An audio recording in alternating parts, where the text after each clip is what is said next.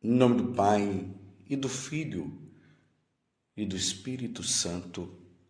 Amém. Naquele tempo, Jesus subiu ao monte e chamou os que ele quis, e foram até ele. Então, Jesus designou 12 para que ficassem com ele e para enviá-los a pregar com autoridade para expulsar os demônios.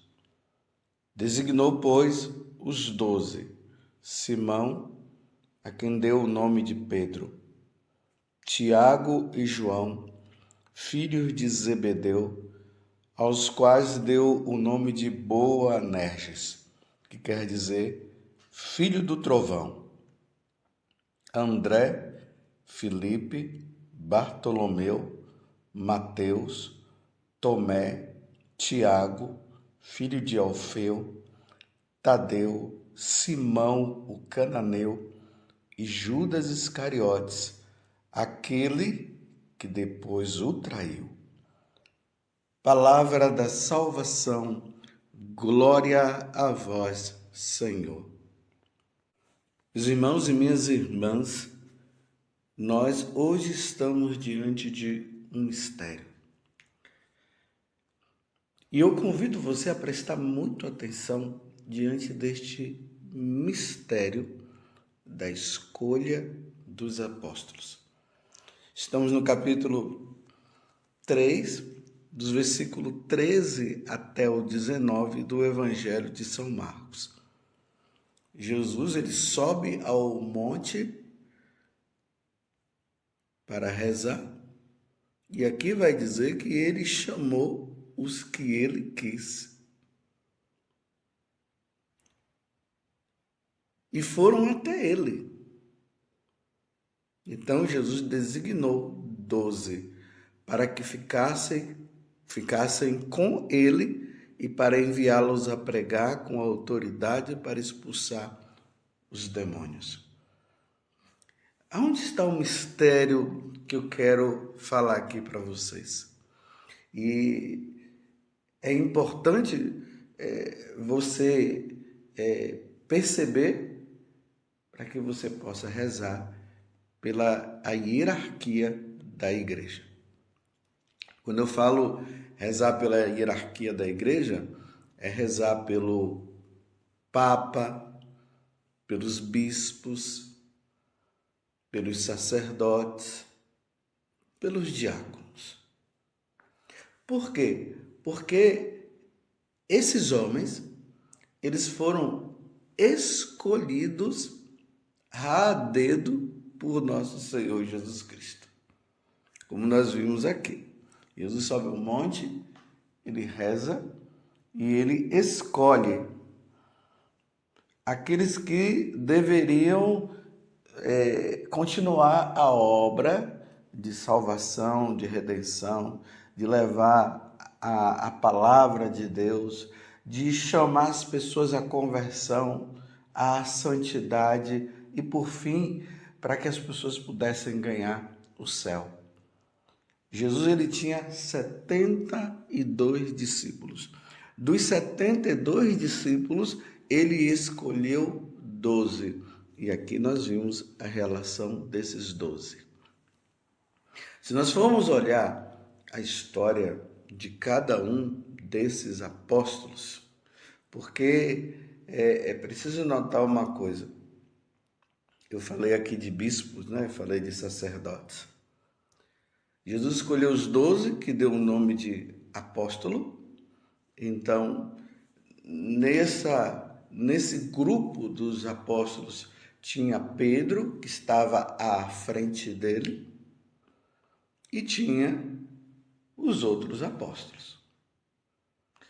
Pedro, o cabeça dos apóstolos, e os outros apóstolos estavam ali atentos, né? A Pedro, que era aquele que foi constituído para conceder a unidade entre os apóstolos, para que eles pudessem ter um ensinamento só. Um ensinamento só. Não vários ensinamentos, cada um falando alguma coisa. No decorrer do tempo, aqueles que se tornaram Pedro, deu-se o nome de Papa. E os outros, os apóstolos, deram o nome de bispos. Então, quem é o Papa? O Papa é o sucessor de Pedro. Ele é o bispo de Roma. Então, quando um Papa é eleito, ele já é bispo e ele se torna, no caso, o bispo de Roma. E aí ele é o sucessor de Pedro. O sucessor dos apóstolos chama-se os bispos. Então aí nós temos na nossa igreja o Papa, que é o bispo de Roma. O bispo de Roma se torna aquele que vai ficar à frente, porque ele é o sucessor de Pedro. E nós temos os apóstolos representados pelos bispos, que são os sucessores dos apóstolos. Nós, sacerdotes, nós somos cooperadores dos bispos. E aí nós temos também os diáconos, que cooperam também ali nas dioceses, ajudando o bispo e ajudando também o sacerdote, fazendo casamento, levando também a palavra de Deus. A única coisa que eles não fazem é consagrar o pão e o vinho, ou seja, celebrar a Santa Missa e atender confissões e dar a unção dos enfermos, que é próprio dos bispos e dos sacerdotes. Eu estou aqui fazendo um resumo, porque não dá para se falar tudo assim, né, bem detalhado. Então, dentro desses apóstolos que Jesus escolhe, é preciso notar a vida de cada um. Se nós formos olhar Mateus, ele era um corrupto, ele era um cobrador de impostos, detestado pelos judeus. E Jesus escolheu ele. Aqui está falando que Tiago e João, eles tinham o nome de filhos do trovão. Vou ler aqui como está no próprio Evangelho, é o versículo 17. Tiago e João, filhos de Zebedeu, aos quais deu o nome de Boanerges, que quer dizer filho do trovão. Lembremos que o temperamento dos dois não era um temperamento assim muito bom, não. Vocês se lembram quando Jesus enviou duas pessoas para irem a Samaria, porque eles estavam indo para Jerusalém? Jesus já estava sabendo que ele ia para Jerusalém para morrer. Então ele mandou duas pessoas para ir na Samaria, porque eles iam passar pela Samaria, para que eles pudessem, no caso, arrumar um lugar para Jesus e os apóstolos poderem ficar lá. E essas duas pessoas foram, quando voltaram, disseram que eles não iam acolher Jesus e os judeus e os apóstolos, porque eles eram judeus, porque existia uma briga ali entre judeu e samaritano. E aí fala que João, né, Tiago já foi dizendo: desce fogo do céu, destrói todos eles. E Jesus disse: acalme-se que não é bem por aí. Olha quem era João. Depois nós vemos lá João já velho, dizendo que Deus é amor, falando que nós não devemos brigar uns com os outros. Houve uma mudança. Mateus, Tiago, João, todos eles mudaram o coração. É um mistério. O pontífice, o sacerdote, vai lá na carta aos Hebreus, no capítulo 5, versículo 1, vai dizer que ele é tirado do meio do povo para oferecer sacrifícios por si e pelos outros. Oferecer sacrifício, oferecer o sacrifício pelos pecados, pelos nossos pecados. O que é que eu quero dizer com tudo isso? Precisamos primeiramente notar, meus irmãos, que Jesus não escolhe aquelas pessoas que vão estar à frente da igreja para ensinar, para perdoar os pecados em nome dele, para oferecer sacrifícios. Ele não escolhe pessoas puras e santas. São homens normais. Isso precisa estar bem claro diante de nós. Só que esses homens, eles realmente precisam mudar de vida e precisam levar uma vida santa, porque a quem muito deu, muito será cobrado. Não é possível que um sacerdote ou um bispo que está ali à frente para levar a palavra de Deus e a salvação para os outros, leve uma vida errada. Não se pode, mas sabemos que acaba se levando. E cada um vai prestar conta dos seus atos diante de Deus. E aí nessa lista dos apóstolos, eu fico impressionado que quando eles se referem a Judas, eles deixam bem claro o que Judas foi. E aqui diz: e Judas Iscariotes, aquele que depois o traiu. Esse que traiu era apóstolo. Ele não deixou de ser apóstolo porque ele traiu. Ele continuou sendo apóstolo e traindo o nosso Senhor Jesus Cristo. Porque o sacerdote, quando ele é ordenado, ele recebe uma marca indelével. Essa marca ela não é tirada. Se ele vive no pecado, ele é um sacerdote no pecado. Se ele vive na graça, ele é um sacerdote que está na graça. E se morre numa condição de pecado, de pecado mortal, vai para o inferno. E essa marca não desaparece, continua sendo sacerdote no inferno. Se morre na graça de Deus, vai para o céu e continua sendo sacerdote no céu. É um mistério. É Deus quem escolhe. É impressionante que Deus escolheu Judas. Se nós fôssemos observar, era para Judas não ser escolhido, mas Judas foi escolhido. Tem um momento que Jesus vai dizer o seguinte, que o filho do homem vai ser traído era melhor que não fosse nascido. Aí você poderia me perguntar, mas então, se Judas iria trair Jesus, por que ele escolheu? Não, meus irmãos. Jesus escolheu Judas e na medida que o tempo foi passando, Judas foi traindo Jesus. Aqui entra a liberdade.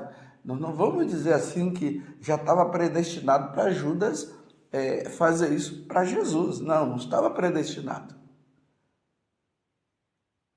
Judas é que na medida que ele foi, isso é um mistério, ele foi entrando por esse caminho, tanto que lá na última ceia Jesus deu oportunidade para que ele não fizesse aquilo.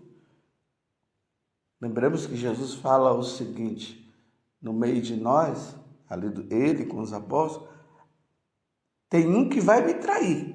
Olha, Jesus está dizendo, mostrando para Judas que ele sabe o que Judas está pretendendo fazer. A chance de Judas dizer não. E aí, os apóstolos começaram a perguntar, sou eu? Aí Judas, sou eu? Aí Jesus disse, tu dizes. E aí Jesus ainda disse para ele, vai e faz o que você tem que fazer. Tudo era a oportunidade, mas ele já estava dominado pela ação do mal e convicto do que ele iria fazer. E ele fez. E era um apóstolo. Você está entendendo? Mesmo com toda a vida errada, né, de um sacerdote, de um bispo, na hora que vai consagrar, continua consagrando. Na hora que dá absolvição dos pecados, continua absolvendo. Os pecados dos bispos, do sacerdote, os pecados do Papa, não elimina a sua função, a sua de sacerdote e de bispo, aquela ordenação, aquela consagração que ele recebeu. Essa marca, como eu disse antes, ela não desaparece. Imagine um padre levando uma vida dupla, um bispo levando uma vida dupla, um papa levando uma vida dupla. Ele será um papa levando uma vida dupla, ele será um bispo levando uma vida dupla, ele será um sacerdote levando uma vida dupla, e até um diácono levando uma vida dupla. Não deixa de ser, continua sendo.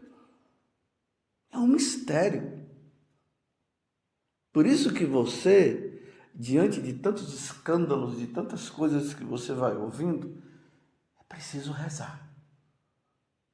Rezar para que haja uma conversão, porque se não houver conversão, vai pagar diante de Deus no dia do ajuste de conta que eu e você iremos ter que prestar contas.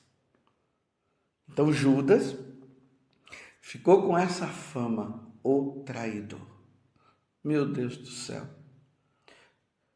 No dia que eu morrer, passar desta vida para outra, eu, como sacerdote, qual é a fama que eu vou levar? Traidor? Deus me livre. Pedófilo? Deus me livre. Vida dupla? Deus me livre. Ladrão? Deus me livre. É preciso ser santo. Eu preciso ser um sacerdote santo. Eu não posso ser um sacerdote de vida dupla, ladrão, traidor, que ensina as coisas erradas. Repito, apesar de Judas ser um traidor, ladrão, lá no Evangelho de São João fala, né, que ele era um ladrão, era um corrupto. Traiu Jesus com um beijo, mas ele não deixou de ser apóstolo por causa disso. Depois, infelizmente, ele acaba se enforcando. Lembremos também de Pedro que foi colocado à frente, e Pedro negou. Ele dizendo, né, quando Jesus falou que ele ia ser levado, preso e tudo mais, ele disse, eu não vou permitir que uma coisa dessa aconteça. Aí Jesus disse, olha Pedro, sabe de uma coisa, eu rezei por ti porque o diabo iria joelhar você, eu rezei por ti. E depois ele dizendo que não ia trair, acabou ali negando nosso Senhor Jesus Cristo. Mas depois houve a reconciliação. Graças a Deus, hoje houve a conversão, que já em Judas não teve conversão. Você está compreendendo?